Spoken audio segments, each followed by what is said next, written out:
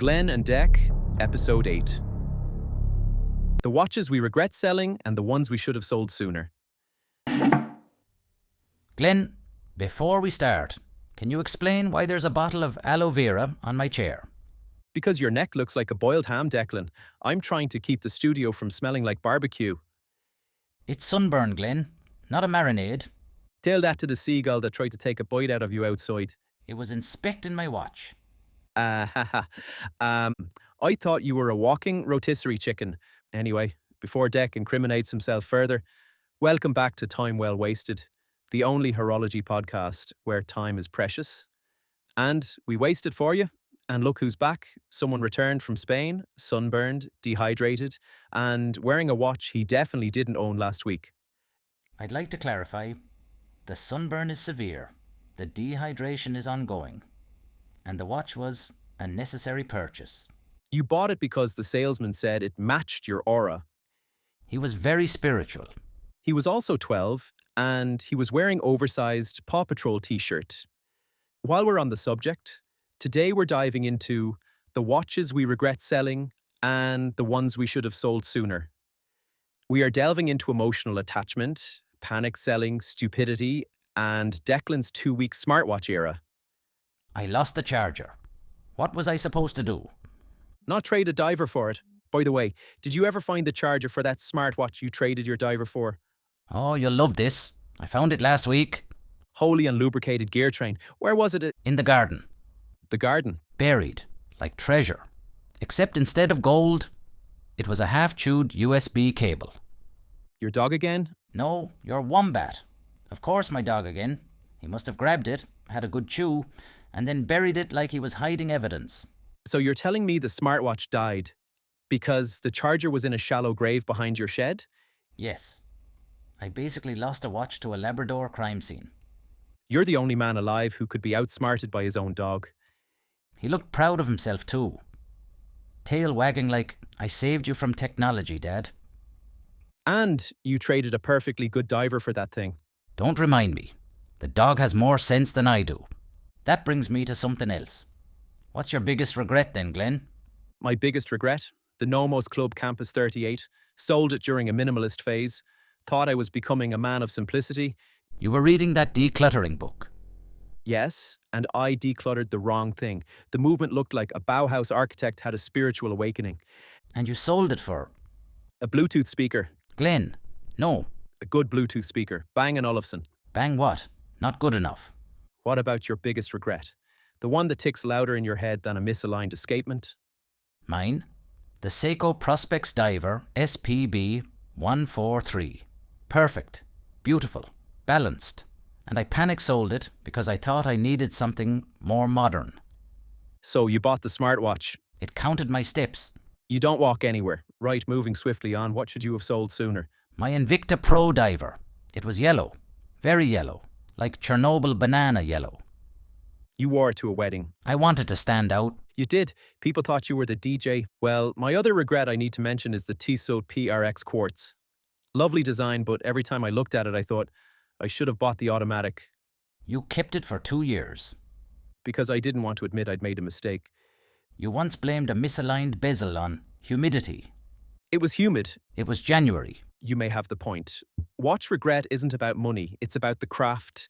You sell a movement with hand-finished bevels, black polish, tolerances measured in microns, and suddenly you're wearing a smartwatch that tells you to stand up. It beeped constantly. I didn't like that. Okay, let's move on to the next topic. Listener question time. Emmett from Sligo asks, Declan, is it true you once tried to regulate a watch using a hairdryer? Emmett, I hope your cows kick you. And yes, but it was experimental horology. Now here's the thing, you melted the gasket. It ran faster. Because it was dying. You need to accept that. Perhaps tell the people about your new watch. I'm happy to report that I didn't go for that Seiko. I settled for the Baltic Aquascafa Titanium. Lightweight, gorgeous, and purchased while I was sun-poisoned. You bought it because the salesman said it reflected your inner journey. He was very wise. He was selling keychains 5 minutes earlier. Anyway, before we run out of time, Dec, tell the people about Malaga. Did you actually visit any high-end watch stores, or were you too busy turning yourself into a human tomato? I did, actually. Well, sort of. One of the days I met up with Miguel. You remember Miguel from his last visit to Ireland? Miguel? The tall lad with the black curly hair, who looks like he was generated by AI after someone typed Spanish man who gives bad advice? Exactly him. He's about 6'3", built like a lamppost, and somehow always looks like he's just woken up from a nap he didn't plan. I remember now, he's the only man I've ever seen fall asleep standing up in a pub. That's his superpower. Anyway, Miguel is the lad who thought my Black Bay was a Rolex because the snowflake hand looked expensive. So, Miguel says in Malaga, "Declan, amigo, I will show you real watches." And he drags me to Joyeria Marcos. Proper place, lovely shop, great lighting, the whole thing. Sounds promising. It was until he tried to convince me to buy a pre-owned Omega. Not bad. Omega Trezor, 3 Acero 36mm. Dec, that's a lady's watch. Yes, Glenn. Miguel has no clue about watches. He said, "It suits your personality. Elegant, delicate, feminine energy." I said, "Miguel, let's get the feck out of here." I couldn't be more clear. He tried to sell you a women's Omega because of your aura.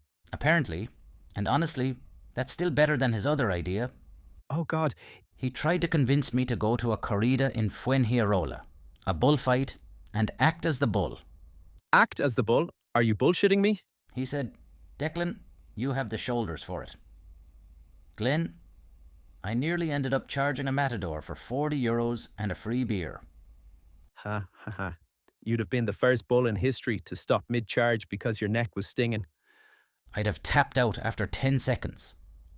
Lads, I'm overheating. Can we do this in the shade? Dec, let's talk watches. That's the reason we're doing the podcast. Did you at least see any nice watches while you were there? Spain's usually good for spotting the odd date just, or sub on holidaymakers. Oh yeah, loads. Every second lad had a date just. Every third lad had a fake date just. And one fella had a hublot so big, it looked like he was wearing a wall clock. Classic. But the best one, this guy at the beach wearing a Royal Oak. In the water. Just swimming with it like it was a Casio. Was it real? I bet so. If it was real, he's braver than me. If it was fake, it was the best fake I've ever seen. Either way, respect. Spain. Where the sun is hot, the beer is cold, and the watches are either amazing or absolute crimes. Exactly. Before we wrap, off topic, but I saw something in Dublin this week. A lad on an electric scooter, walking the scooter. Not riding it, just walking beside it like it was a small dog. Maybe it was tired. Listen to that, I looked and he stopped at a red light. For pedestrians. That's a man who owns a smartwatch. He even looked both ways, patted the handlebars and said, "Good boy, nearly home." Jesus. Then the scooter beeped and he apologised to it, like he'd hurt its feelings. That's not transport. That's a relationship. Glenn, I prefer to talk watches. Right, let's recap. Today we covered heartbreak, stupidity, panic selling, emotional attachment, and Declan's smartwatch tragedy. We learned that patience is a virtue, regret is universal, and Invicta Yellow is a crime. And that Emmett from Sligo needs a hobby. Glenn, more coffee, or maybe Vichy Catalan water I brought back earlier this week. Coffee, please. Right, we've yet another listener question. This one's from Mark in Waterford, and this one is for me. He asks, "Glenn, is it true you once tried to demagnetize a watch by putting it in the microwave for 3 seconds? Oh, sweet Jesus. Mark, thank you. This is the greatest day of my life. Right? First of all, I didn't put it in. I just held it near the microwave. Mark, are you stalking me? How did you know? Was there a leak from my inner circle? Was it my wife, Dec's sister, Dec's dog? Near. Glenn, that's like saying, I didn't jump off the cliff. I just leaned forward aggressively. I was experimenting. You were experimenting with radiation, you absolute turnip. What was the plan? Maybe the watch will come out with superpowers? I thought the electromagnetic field might... Stop. Any sentence that starts with, I thought the electromagnetic field might, ends with a fire brigade. Luckily, it didn't explode. Because God protects fools, children, and apparently you. You're the only man I know who can turn a kitchen appliance into a horological threat. It was 3 seconds. It's only 3 times longer than Michael Jordan spent in the air during a jump. 3 seconds too many. You're banned from microwaves, Glen, and watches, and electricity. Fair enough. Next Sunday, we're diving into the watches we wish we could buy again if prices weren't stupid, vintage madness, discontinued gems, and the pieces that got away. And I'll bring aloe vera. Good idea, Dec. And if you want real watchmaking, the craft, the history, the truth behind the dial, go follow Horology Guide on YouTube. Premium visuals, proper storytelling, 0 hairdryers. I stand by the experiment. You shouldn't. Right. We'll see you next week on Glen Dec. Time well wasted, where time is precious. And we waste it for you. Before we go, folks, come back next week, yeah? We'll have more watch talk, more chaos, and probably another story that makes Glen question why he agreed to do this podcast with me. You say that like I don't question it every week, but yes, tune in next Sunday at 11 a.m. for more nonsense, more questionable opinions, and the occasional moment where we accidentally sound wise. Very occasional, like solar eclipse occasional. We'll be discussing watches, bad decisions, and whatever fresh stupidity Dec brings to the table. I've already got ideas, Glen. And that's exactly what terrifies me. Could be genius. Could be absolute muck. You'll have to listen to find out. Spoiler, it's muck. Anyway, thanks for listening, folks. Come back next week for more horology, more chaos, and maybe, one useful thing. Glen, hold on. Or, hear me out, next week we could do an episode where we test how long different watches survive in extreme conditions. No. Like, we freeze a Seiko in a block of ice. Absolutely not. Holy shite, that's rougher than a Dublin cycling path, designed by someone who's never seen a bicycle. And then we bake a Casio in the oven. Declan, you're not turning my kitchen into a horological torture chamber. We could call it the Great Watch Bake-Off.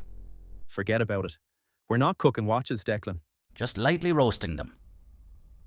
That's what we do to you, not the watches. Fine. Then what about this? We blindfold ourselves and try to identify watches just by licking the crystal. Jesus Christ, no. No licking, no cooking, no experiments. You're banned from ideas. But imagine the thumbnail. I'm imagining the lawsuit. Fair. Next week we're doing the sensible episode. No licking, no microwaves, no corridas, just watches. Can I at least bring aloe vera?